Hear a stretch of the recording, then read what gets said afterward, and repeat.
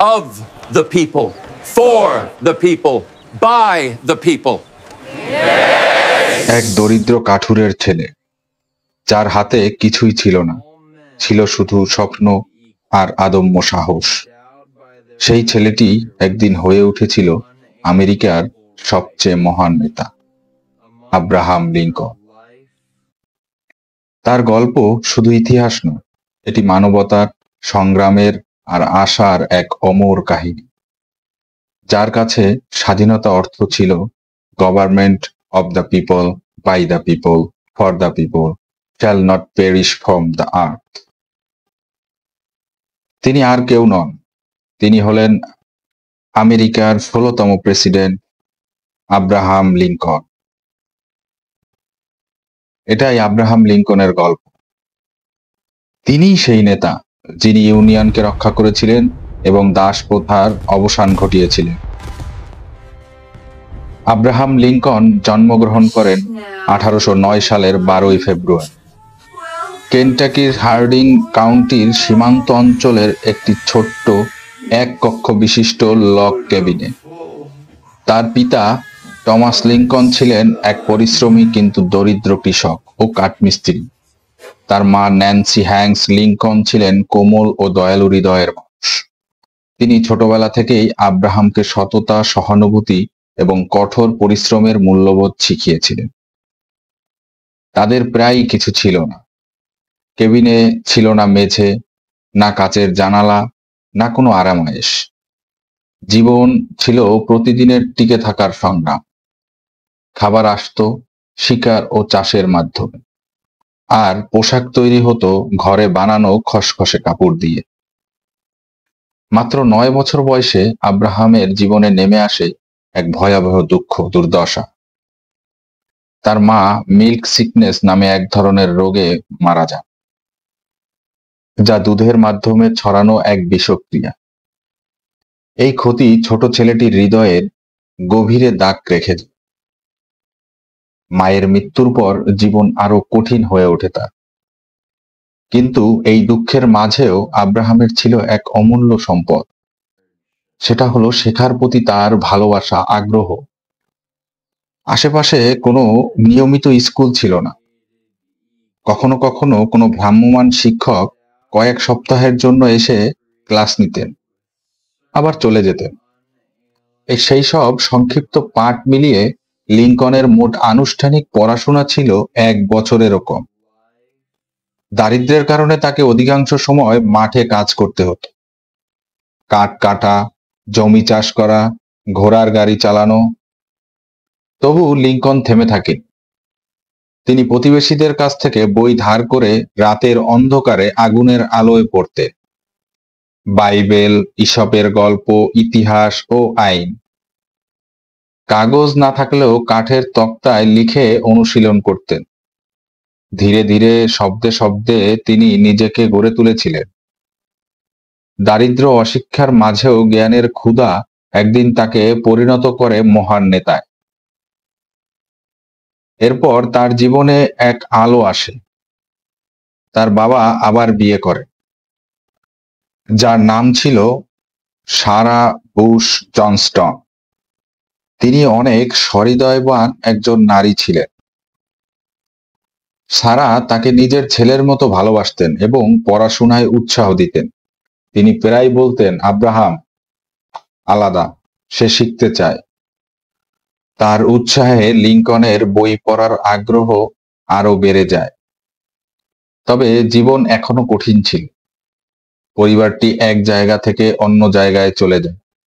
Kentucky থেকে Indiana, তারপর ইলিয়ন ও ভালো জমির খোঁজে।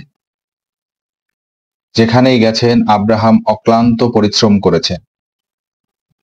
কাঠ চেরা, জমি চাষ, খামারের কাজ, এসব করতে করতেই তিনি পান রেল স্প্লিটার নামটি, কারণ তিনি কাঠ কেটে বেড়া বানাতেন।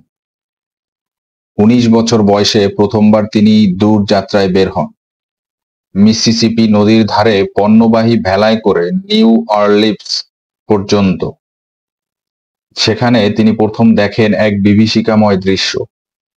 মানুষকে দাস হিসেবে বাজারে বিক্রি করা হচ্ছে। এই দৃশ্য তার মনে দাসপ্রথার প্রতি ঘৃণা ও মানবতার প্রতি অটল ভালোবাসা জাগিয়ে তোলে। পরে তিনি নিউ সেলাম ইলিয়নের এক দোকানের কর্মচারী হন। এখানেই তার সততার গল্প কিংবদন্তি হয়ে যায়। কেউ যদি বেশি দাম দিয়ে ফেলতো, তিনি মাইলের পর মাইল হেঁটে টাকা ফেরত দিয়ে আসতেন। কেউ ভুল মাপে পণ্য পেলে তা ঠিক করে দিতেন। এই সততা তাকে এনে দেয় সৎ আব্রাহাম নামটি। নিউ সেলামে তিনি বক্তৃতা দিতে শুরু করেন। হাস্যরস আর বুদ্ধিদীপ্ত গল্পে মানুষকে হাসাতেন। আবার গুরুতর বিষয়ে তার কথায় থাকত প্রজ্ঞা ও ন্যায়বোধ। এখানেই তিনি গড়ে তুলেছিলেন সেই সহজ অথচ শক্তিশালী বক্তৃতার ধার, যা পরে পুরো জাতিকে নাড়া দেবে। অল্প পড়াশোনাতেই তিনি নিজে নিজে ব্যাকরণ, ইতিহাস, গণিত ও আইন পড়তেন। কাজ শেষে গাছতলায় শুয়ে ঘন্টার পর ঘন্টা বই পড়তেন। স্কুল বা শিক্ষক না থাকলেও সততা, কঠোর পরিশ্রম ও আত্মবিশ্বাসের মাধ্যমে তিনি নিজেকে গড়ে তুলেছিলেন এক অনন্য ব্যক্তিত্ব হিসাবে। 23 বছর বয়সে তিনি প্রথম রাজনীতিতে নাম লেখান। ইলিয়ন স্টেট লেজিসলেচারের নির্বাচনে। কোনো অর্থ, শিক্ষা বা প্রভাব না থাকলেও তার ছিল একটাই মূলধন, সেটা হচ্ছে সততা ও পরিশ্রম। তিনি হেরে যান, কিন্তু হাল ছাড়েন, বরং সিদ্ধান্ত নেন জনগণের সেবা করতে হলে নিজেকে প্রস্তুত করতে হবে। তিনি আরো মনোযোগী হয়ে পড়াশোনা করেন, তার চেষ্টায় আইন শেখেন, বন্ধুদের কাছ থেকে বই ধার করেন, বক্তৃতা অনুশীলন করেন, জনসভায় বিতর্কে অংশ নেন। ধীরে ধীরে গরিব কৃষক ছেলে পরিণত হয় এক দক্ষ বক্তা ও চিন্তাবিদে। 1834 সালে তিনি পুনরায় নির্বাচনে অংশ নেন এবং এবার জয়ী হন। তিনি পরপর 4 মেয়াদে ইলিয়ন আইনসভার কাজ করেন, 1834 থেকে 1842। তিনি রাস্তা, খাল ও সেতু নির্মাণের পক্ষে কথা বলেন, যাতে কৃষকরা সহজে পণ্য পরিবহন করতে পারে। তিনি শিক্ষার পক্ষে ছিলেন। তিনি মনে করতেন স্কুল সবার জন্য হওয়া উচিত, কেবল ধনীদের জন্য নয়। তিনি দাসপ্রথার বিরুদ্ধে সাহসের সঙ্গে কথা বলতেন। একই সময় তিনি আইনজীবী হিসাবেও কাজ শুরু করেন। কোনো কলেজে না গিয়েও কঠোর অধ্যবসায়ে তিনি 1836 সালে আইনজীবী হিসাবে যোগ্যতা অর্জন করেন। শিগগিরই তিনি তার সৎ যুক্তি ও ন্যায়বোধের জন্য আদালতে খ্যাতি অর্জন করেন। 1846 সালে তিনি মার্কিন কংগ্রেস নির্বাচিত হন। সেখানে তিনি দাসপ্রথা, মেক্সিকো আমেরিকা যুদ্ধের বিরুদ্ধে কথা বলেন। কিন্তু 1848 সালে পুনর্নির্বাচনে পরাজিত হন। পরাজয় তাকে থামাতে পারেনি, বরং গড়ে তুলেছে এক পরিণত নেতায়। 1850-এর দশকে যুক্তরাষ্ট্র বিভক্ত হচ্ছিল। উত্তর দাসপ্রথার বিরুদ্ধে, দক্ষিণ তার পক্ষে। 1854 সালে কনসাস ব্রেনকা আইন পাশ হয়, যা নতুন রাজ্যগুলোকে নিজেরাই সিদ্ধান্ত নেওয়ার অধিকার দেয় দাসপ্রথা থাকবে কিনা এই সম্বন্ধে। লিঙ্কনের কাছে এটি বিপজ্জনক মনে হয়। তিনি ঘোষণা দেন এটি বিভক্ত ঘর টিকে থাকতে পারে না।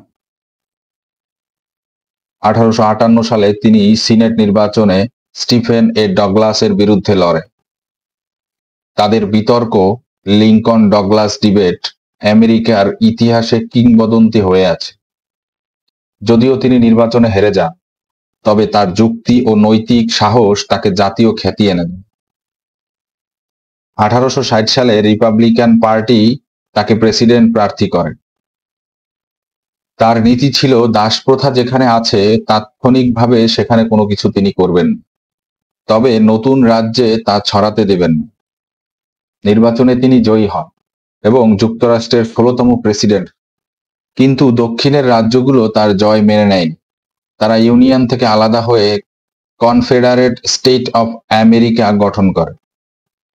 1861 সালে দক্ষিণের সৈন্যরা ফোর্ট সামটারে আক্রমণ চালালে শুরু হয় গৃহযুদ্ধ, আমেরিকার ইতিহাসের সবচেয়ে ভয়াবহ সংঘাত। লিঙ্কনের উপর এসে পড়ে এক বিভক্ত জাতিকে এক রাখার দায়িত্ব। প্রথম দিকে ইউনিয়ন সেনারা পরাজিত হতে থাকে। লিঙ্কন গভীর হতাশার সত্ত্বেও হাল ছাড়েন। দিনরাত মানচিত্রে চোখ রেখে যুদ্ধ কৌশল ঠিক করতেন, আহতদের দেখতে যেতেন, শোকাহত পরিবারকে সান্ত্বনা দিতেন। 1863 সালের 1 জানুয়ারি তিনি স্বাক্ষর করেন এমানসিপেশন প্রোক্লেমেশন, যা ঘোষণা করে কনফেডারেট রাজ্যগুলোর সব দাস এখন থেকে মুক্ত। এর মাধ্যমে যুদ্ধ কেবল ইউনিয়ন রক্ষার লড়াই নয়, মানব মুক্তির লড়াইয়ে পরিণত হয়। একই বছরে ঘটে গেটিসবার্গের যুদ্ধ। গৃহযুদ্ধের মোড় ঘুরিয়ে দেওয়াই সেই রক্তক্ষয়ী লড়াই। জুলাই 1863-তে 3 দিনের যুদ্ধে নিহত হয় 50,000-এরও বেশি সৈন্য। কয়েক মাস পর 1863 সালের 19 নভেম্বর লিঙ্কন গেটিসবার্গে নিহত সৈন্যদের স্মরণে এক সংক্ষিপ্ত কিন্তু অমর বক্তৃতা দেন। Gettysburg address. মাত্র 2 মিনিটের সেই বক্তৃতায় তিনি বলেছিলেন, 84 বছর আগে আমাদের পিতৃপুরুষেরা এই মহাদেশে স্বাধীনতা ও সমতার আদর্শে প্রতিষ্ঠা করেছিলেন এক নতুন জাতি, যাতে জনগণের সরকার জনগণের দ্বারা জনগণের জন্য কখনো পৃথিবী থেকে বিলীন না হয়। এই বক্তৃতা আমেরিকার আত্মাকে নতুন জন্ম দেয়, স্বাধীনতা ও সমতার এক অমর প্রতিশ্রুতি। 1864 সালের নির্বাচনে তিনি আবারও জয়ী। দ্বিতীয় মেয়াদে তিনি শপথ নেয়ার সময় বলেন, কোনো শত্রুতা নয়, সবার প্রতি সহানুভূতি। তিনি চেয়েছিলেন ক্ষত সারাতে, ঘৃণা নয়, ভালোবাসা দিয়ে জাতিকে এক করতে। কিন্তু শান্তির দেখা পাওয়ার আগেই 1865 সালের 14 এপ্রিল তিনি ওয়াশিংটনের ফোর্ড থিয়েটারে নাটক দেখতে গিয়ে আততায়ীর হাতে নিহত হয়। পরের দিন ভোর 15 এপ্রিল তিনি শেষ নিঃশ্বাস ত্যাগ করেন।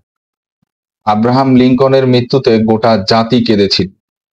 তিনি ছিলেন সেই মানুষ যিনি দারিদ্র থেকে উঠে এসে একটি জাতিকে বাঁচিয়েছিলেন, দাস প্রথা বিলোপ করেছিলেন আর দেখিয়েছিলেন সততা ও সাহস কিভাবে ইতিহাস বদলে দিত। আজও তার কথা প্রতিধ্বনিত হয়, government of the people, by the people, for the people.